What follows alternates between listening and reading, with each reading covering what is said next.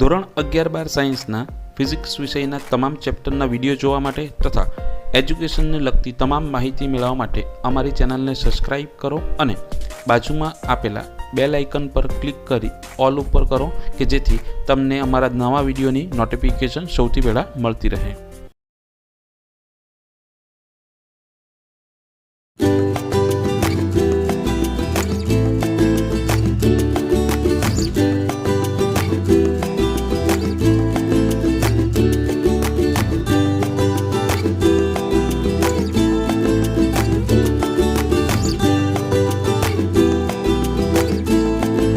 અમારી આ કૃતિનું નામ ડીપ વોટર કલ્ચર હાઇડ્રોપોનિક્સ છે, જે હાઇડ્રોપોનિક્સનો એક પ્રકાર છે।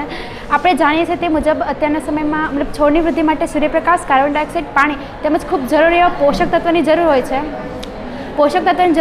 પરંતુ આપણે જે જમીનમાંથી લઈએ છીએ તો જમીનમાં જ્યારે ખાતરનો યુઝ થાય છે તો કેટલાક સમય પછી આપણે એ જમીન બિનફળદ્રુપ બની જાય છે। તો એના નિવારણ માટે અમે આ પદ્ધતિ લાવ્યા છે।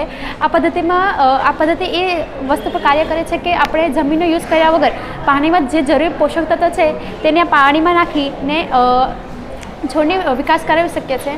આ પદ્ધતિમાં હાઇડ્રોપોનિક્સ શબ્દ છે। આ શબ્દનો મિનિંગ એ થાય છે કે હાઇડ્રો એટલે પાણી અને પોનિક્સ એટલે પોનસ, જેનો અર્થ લેબર પણ થાય છે। આ પદ્ધતિમાં પાણીમાં જ બધા પોષક તત્વો ઉમેરી છોડનો વિકાસ કરવામાં આવે છે। આ પદ્ધતિમાં છોડના વિકાસ માટે જરૂરી એવું તાપમાન આપવામાં આવે છે તેમજ વાતાવરણ આપવામાં આવે છે। પરંતુ આ વાત ધ્યાનમાં રાખવી જરૂરી છે।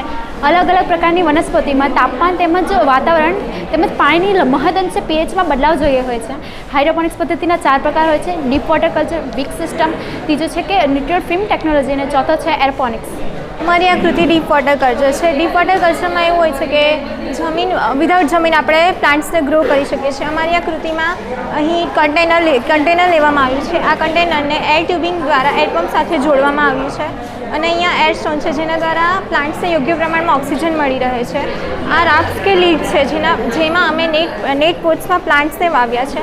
આ પ્લાન્ટ્સની અંદર એર સ્ટોન મૂકવામાં આવે છે, જેને એર સ્ટોન દ્વારા ઓક્સિજન પૂરતી માત્રામાં આને મળી રહે છે। તેમજ આને પોલી હાઉસ નેટ દ્વારા કવર કરવામાં આવ્યું છે અને સનલાઇટ એને આપવામાં આવે છે, જેના દ્વારા એને યોગ્ય પ્રમાણમાં પોષક મળી રહે છે। અહીં એ જાણવા જેવું છે કે આ બધા છોડની વૃદ્ધિ માટે અલગ અલગ પ્રકારની પીએચ જોઈએ છે, અલગ અલગ પ્રકારનું તેનું ટીડીએસ હોય છે।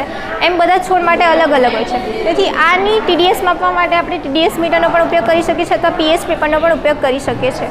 આપણે ટીડીએસ મીટરની વાત કરીએ તો ફૂલો અને શાકભાજીમાં ટીડીએસ મીટર અલગ અલગ હોય છે। જેમ કે આપણે જો ફૂલની વૃદ્ધિ કરવી હોય તો ટીડીએસ આપણે 900 થી 1000 ppmની વચ્ચે રાખવામાં આવે છે અને જો શાકભાજીની વૃદ્ધિ કરવી હોય તો ટીડીએસનું પ્રમાણ આપણે 1000 થી 1100 ppmની વચ્ચે રાખવામાં આવે છે। આ પદ્ધતિના ઘણા બધા ફાયદા છે। જેમ કે આપણે પરંપરાગત રીતે જેમ ખેડૂત જમીન પર ખેતી કરે છે તેમાં જેટલા પાણીની જરૂર પડે છે એના કરતાં 10% એની તુલનામાં 10% વોટર જ આ પદ્ધતિમાં ઉપયોગમાં આવે છે। તેમજ આજે આપણે જાણીએ છીએ કે વસ્તી ખૂબ જ વધી રહી છે। આથી એટલા માટે જમીન અને પાણીનો બચાવ નથી થતો અને પાણી ખૂબ જ ઓછું થઈ રહ્યું છે। એટલે ભવિષ્યમાં પણ આ ખેતી ખૂબ જ ઉપયોગી થઈ શકે। આ ખેતીના આટલા બધા ફાયદા હોવાથી નાસા દ્વારા સ્પેસ પ્રોગ્રામમાં પણ આનો ઉપયોગ કરવામાં આવ્યો છે। આપણે એક એક્ઝામ્પલ લઈએ, જેમ કે સઘન ખેતી દ્વારા ખેડૂત જો 1 કિલોગ્રામ ટમેટા ઉગાડે તો 214 લીટર પાણીની જરૂર પડે છે। પણ જો આપણે ડીપ વોટર હાઇડ્રોપોનિક સિસ્ટમ દ્વારા 1 કિલોગ્રામ ટમેટા ઉગાડીએ તો ફક્ત 70 લીટર પાણીની જરૂર પડે છે। આમ આ પદ્ધતિ ખૂબ જ સ્વાભાવિક રીતે સરળ અને તેમજ ખૂબ જ સસ્તી પણ છે અને ઉપયોગી પણ છે।